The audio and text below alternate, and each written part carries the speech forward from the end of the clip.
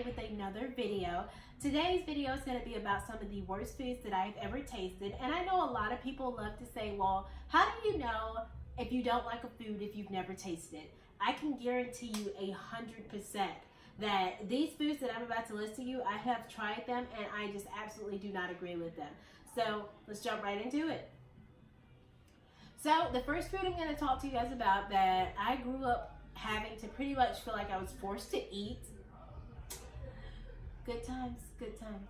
Pork chops. I'm sorry to all my pork lovers out there, but I cannot do pork chops for the life of me. Why? Because they were cooked 2 to 3 times a night in my house, and I would get my pork chop as well as like some little side to go around it. And of course, my pork chop always sat in the middle of my plate. So out of everything around that pork chop, I would eat everything else and get up, leave the pork chop, and that was just not how it was going to work. Of course, I got sent back to the table, and I was told that, look, you're going to have to eat the pork chop, which sucked for me. It really did, because I could not stand them. So the first time that I ever decided to try a piece of a pork chop, yeah, didn't go so well. My gag reflexes were pretty much tested from then on. Even at the smell of a pork chop now, if I smell pork chops, I feel like I'm just about to upchuck all over the place. So that's the deal on that one.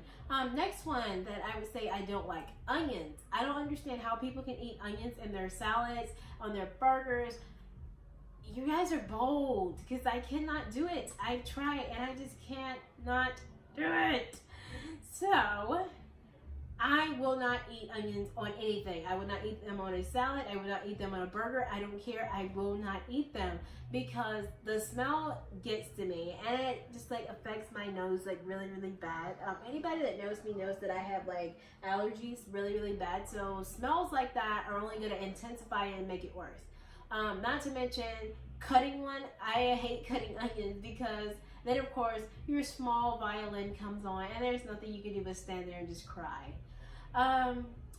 Yeah, that's pretty much the reason why I cannot do onions. All right, next topic. So, chitterlings. I know a lot of people talk about chitterlings, and for people that don't know what they are, let me tell you, it is the worst thing you will ever put in your mouth, the worst thing you can ever cook in your house, and the worst thing you will ever taste. But I think it's only a southern thing, because growing up in my house, every cookout, every birthday, especially if it was for an adult, they were cooked. Let me tell you, house would smell funky for a week, if not a little more than that. And I don't understand how everybody was able to just walk around and casually be okay with that smell in the house, because I couldn't bear it. I would hate the fact of coming home from school and I'm like, we cooked chitterlings last week. Why does my house still smell like this? It sucked. So, unfortunately, yeah, that's the life of having to live with a family that loves to eat pig intestines with hot sauce. I can't do it. They can, but I cannot.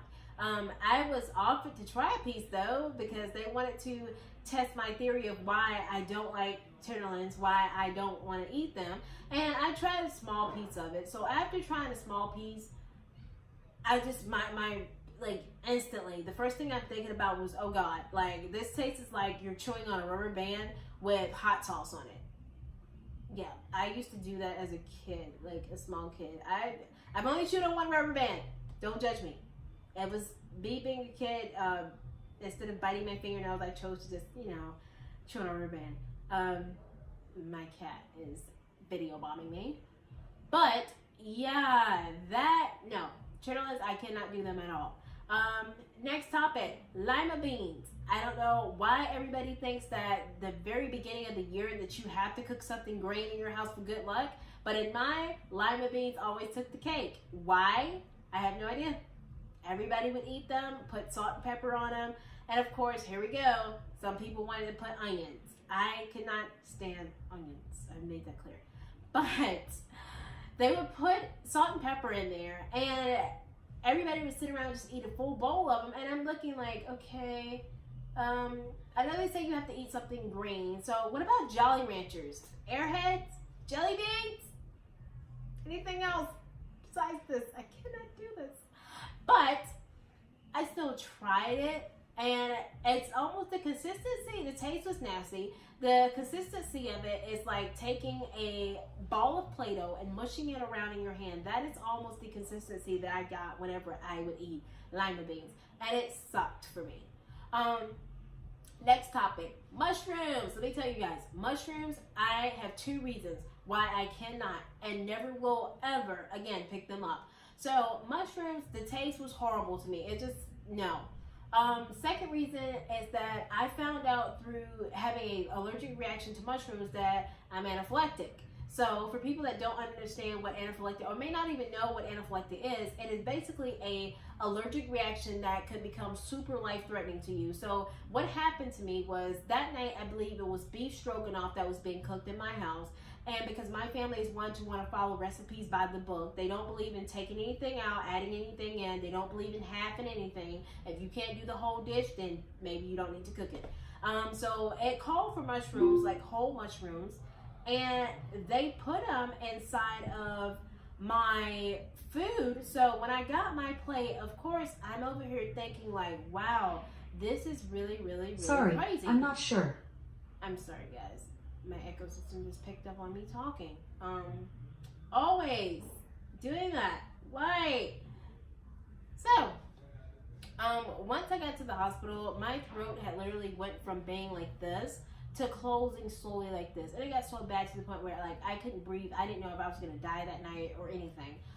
So from that point on, I was told that I was probably always going to need an EpiPen, just in case I ever came into contact with that. Not to mention, I also had to have an EpiPen because I am allergic severely to bees. Same thing happened with the mushrooms. If I get stung by a bee, my throat closes up on me too. But yeah, that is the 2 reasons why I can never do mushrooms again. One of those is a tragic reason. The other one is just like any other when it comes to food. So yeah, that's pretty much some of the things that I just cannot eat. Mangoes. Now mangoes, I'm not really gonna say that I can't really like eat them. I can, but it's hard to sometimes, just because I feel like if I eat way too many of them, I start to get like this weird sensation on my tongue, and it just feels weird to me. So I stopped trying to eat mangoes a lot. As far as peaches, just actually last year, I found out that I was allergic to peaches. What happened was I had eaten a whole peach. Like, I cleaned my peaches off, so don't ask if I disinfected it and all that stuff. Yes, I cleaned it off like you're supposed to. Well, I started eating on it, and I want to say about 20 seconds after I started to eat the peach, my chin area down here, like all of this got like super numb. The roof of my mouth got really itchy. My tongue got really itchy. The sides of my mouth were like burning, like intensely burning. And I couldn't understand why. Well, that is until I turned around and I asked a allergy center that I went to get an allergen test done, that they told me that I'm allergic to peaches. And I was like, wow, I grew up my entire life eating whole peaches, and I never had this experience. I went to school and had peaches at school lunch, and I never had an allergic reaction. So you're telling me now that after, like, I'm not about to reveal my age to you guys. I'm not doing it. I refuse. For anybody that asks, I'm 20. That's it. But whenever I went to school, I was like, wow, I said, this is crazy. I had no idea that I was allergic all this time. But I guess after, and by the way, I do have a daughter, so I guess after having my daughter is probably when I started to get the allergic stuff going on that was different, and it all just kind of came to a head once she was born and everything.